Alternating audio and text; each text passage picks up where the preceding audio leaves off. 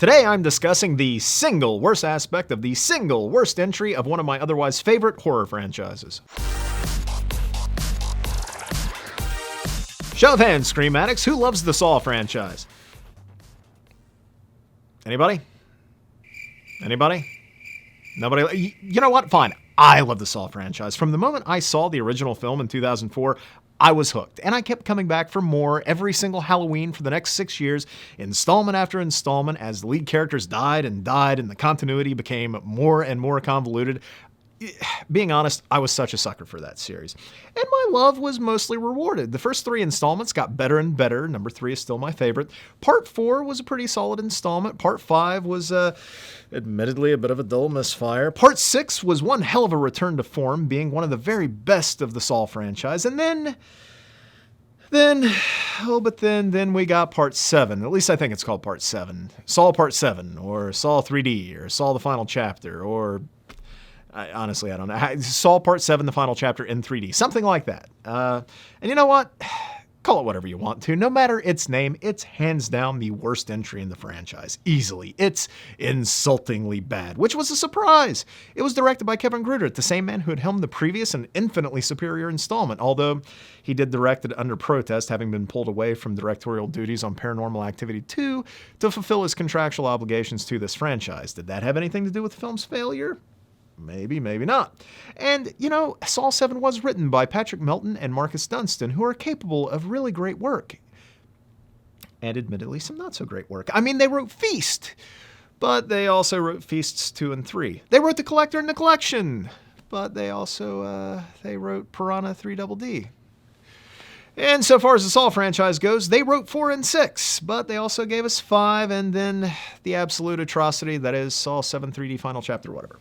So what's so terrible about this installment, huh? Well, for one, there's the story. The great thing about the first 3 installments is that they're all very different tales told through the same filter. The first movie might well be a stage play, a mostly single-location potboiler with 2 men at battle with their circumstances, each other, themselves.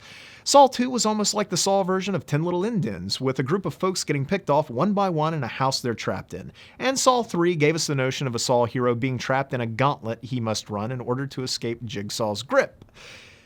And then every sequel after that was essentially a variation on the gauntlet setup. 4, 5, 6, Daniel Rigg, Peter Strahm, William Easton, all able to run about somewhat freely, having to undergo various traps to solve their predicament. Well, okay, Strahm wasn't really in a trap, he was investigating the Jigsaw cases, but structurally he was serving the same purpose. Anyway, Saw 7 was no different. A guy, Bobby Dagan, has to run a gauntlet. That old series chestnut yet again.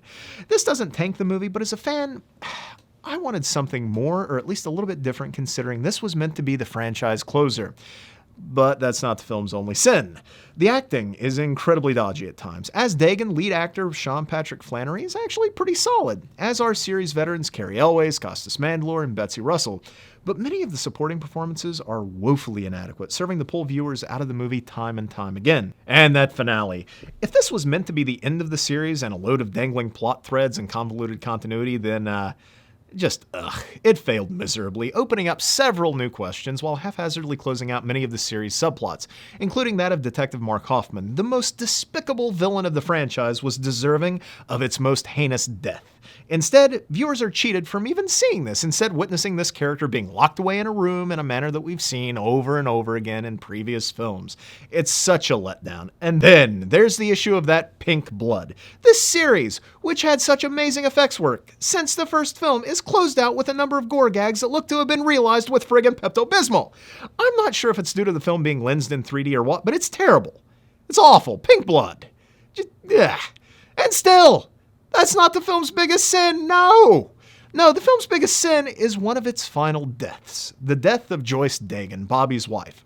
So, what's the big deal with this character? She's just a supporting figure, our lead screws up, she dies. So, well, here's the thing. Ever since the first Saw, the series seemed to be comprised of all these twisted morality tales.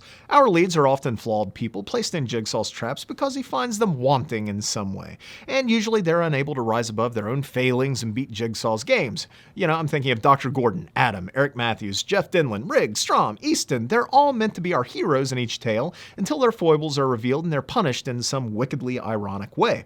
But here's the thing. With each of those films, for all the people who were punished by Jigsaw's machinations, there was always some sort of representative of innocence in each film. An innocent who was put in as much danger as the lead, but survived by the final credits. In Saw, it was Dr. Gordon's wife and daughter, each nearly killed by Jigsaw's henchman Zepp, each surviving even as Gordon and Adam were locked away to rot. In Saw 2, it was Eric Matthews' son Daniel, an unwilling participant in the film's big trap who was personally saved by Jigsaw to fulfill a promise he'd made the detective early on in the film. In Saw 3, it's Jeff Denlin's daughter Corbett, who was admittedly put in peril only to fully survive and escape by the opening of Saw V. In Saw 4, it's Morgan, an abused woman who frees herself from the clutches of her bastard of a husband in one of Jigsaw's traps. Saw 5, again, it's Corbett. Saw 6, it's Pamela, Easton's sister. The innocent may always be threatened in these films, but they always survive because they're pure of heart, when those who serve as our protagonists are most certainly not pure. If Gordon and Adam and Matthews and Jeff Denlin and so on are the drug-partaking, promiscuous best friends, then Gordon's family, Daniel Matthews, Corbett Denlin, so on, well, they're our final girls. They survive to prove that there is some sense of justice in this otherwise very, very dark world. And then we get to Saw VII.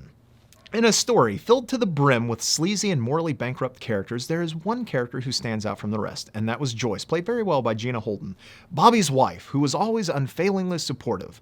Even as she knew nothing of her husband's lies and crimes, she's kidnapped by Jigsaw, or Detective Hoffman, and is placed in a trap, yet another trap for Bobby to beat in order to save the person trapped within. And when the film finally gets to that point, when Bobby has to prove his mettle and make good on a lie he once told about a Jigsaw trap he had claimed he'd escaped, when in fact the entire story was fabricated, he fails, and his poor wife is closed inside of a massive oven and is cooked alive.